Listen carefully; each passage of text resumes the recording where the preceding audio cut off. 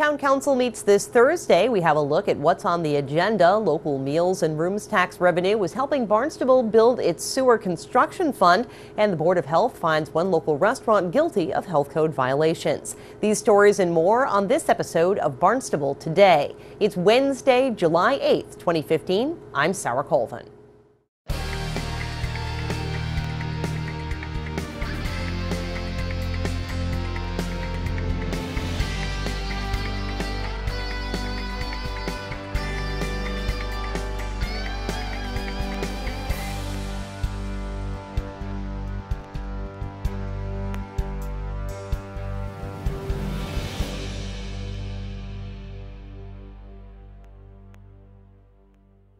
Barnstable Town Council is set to hold its sole meeting of the month tomorrow night. On the agenda, 2 items under old business, both Community Preservation Fund requests, one for a purchase of 14 acres on Sandy Neck, the other for affordable housing in West Barnstable. New business includes a training grant acceptance for the Barnstable Police Department and a number of appointments and reappointments to boards, committees, and commissions. Town Council meets Thursday night at 7 in the Town Hall hearing room.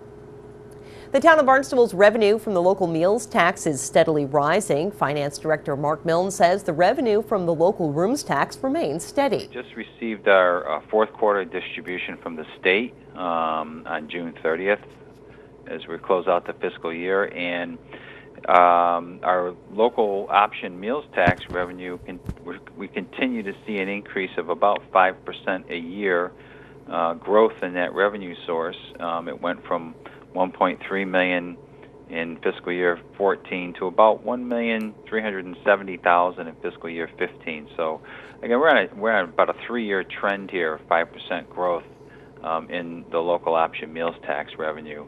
So I mean, I think that's a pretty good indication that the local food establishments are doing better each year. That number that we collected in fiscal year 15 represents about $183 million in local meals revenue for food establishments. So it's a pretty good sector of our economy, as that number indicates. Milne says the revenue from local meals and rooms tax is a good sign for our local economy. What we've seen over the past couple of years in both the rooms and meals tax is an indication that the tourism industry is improving. We're starting to see more bookings and definitely more meals tax revenue in the months and coming from the summer months. So I think our visitor counts are up, and I think it's a pretty resilient economy as well. I think we did see some dips after the last recession. However, it still remained fairly strong, relatively speaking, to other industries, and I think it's just the fact that the Cape Cod is able to attract visitors, pretty much from local, regional, national, as well as international sectors, and the variety of those visitors, I think, translates to a resilient industry in that regard. All of the meals tax revenue generated goes to build up the town's sewer construction fund, which can also fund maintenance to private roads in town. 1/3 of the local rooms tax goes into that fund. One local restaurant will be on probation for 2 years after the health department found the establishment guilty of health code violations. The Beechtree Cantina went before the Board of Health yesterday for those violations. Attorney Stephen Pizzuti told the board changes at the restaurant have been made. This meeting is basically called because of certain deficiencies that have been noted by the staff, and I would like to commend the staff and thank them for the assistance that they've actually given the canteen, and Jared in particular, in making sure that the level of cleanliness and service at the cantina has been brought up to standards. Cleanliness, I really shouldn't say, because that was never an issue. It really stemmed from originally a refrigerator that was in disrepair, and I have invoices from a local company, repair company, Harris Warren. They were out at the cantina 9 times since December, each time assuring the staff at the cantina that the machine was working properly.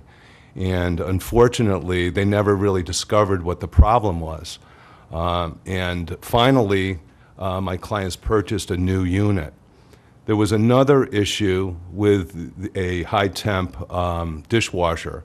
They replaced that dishwasher, and of course, when these issues arise, there's other issues because a full inspection takes place, and there were some leaks that were found. And what my client did on June 22nd and 23rd, they closed. They closed to address all of the issues. Health Division Director Tom McKean discussed the violations and the need for the hearing. We were seeing this as, gee, nothing's being done that's observed and written down.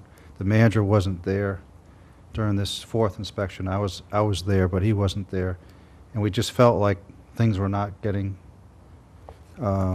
repaired, rectified. All the screen doors were open, multiple flies in the kitchen. Disrepair. You can see the reports. So that's where we were coming from on our fourth inspection. We had two failed inspections consecutively. We weren't seeing action taken to correct these, but now that they're presenting this information, this is new information to us. I understand that for example, the refrigeration repair was, what, $1,600? For a refrigerator that was never During repaired. that hearing, McKean and Board of Health Chair Dr. Wayne Miller discussed recommendations moving forward. Again, my view is that I always like to look forward rather than back. We've got things corrected right now, and my recommendation is that we accept the 2 days they closed as their suspension.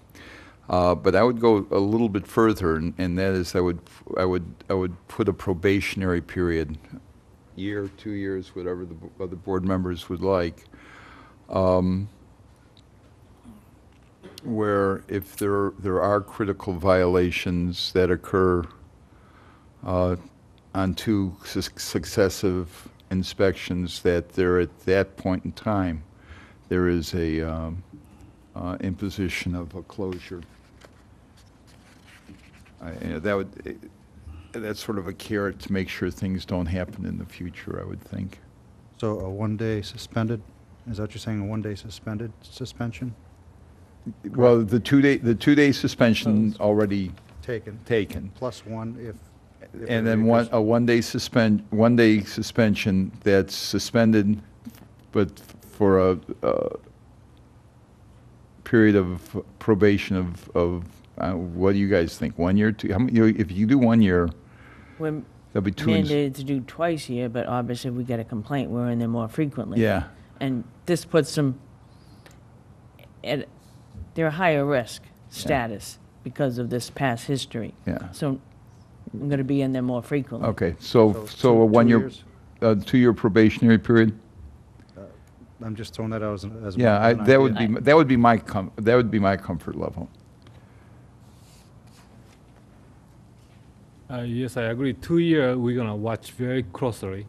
And then if doing 2 years, if something happens, we're going to have a 1 day closing. Well, I think there's a couple things here. I mean, number one, the staff has been very successful. In my view, they've been very successful in getting voluntary closures when there's a critical violation that would mandate things shouldn't go on.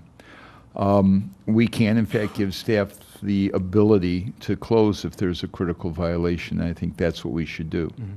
That if the staff sees a critical violation that is of serious enough concern that they have the board's authority to close them for a day. The board voted unanimously to support the 2 day suspension already served, with a 3rd day suspended and a 2-year probation period for the Beechtree Cantina. Be sure to tune in to our hour-long news program, Barnstable This Morning, weekdays at 7 a.m. on tomorrow morning's show. We'll have our weekly golf segment. We'll chat with State Rep Randy Hunt, and we'll get a preview of this week's Town Council meeting with Town Council President Jessica Rapp Grassetti. For Barnstable Today, I'm Sarah Colvin.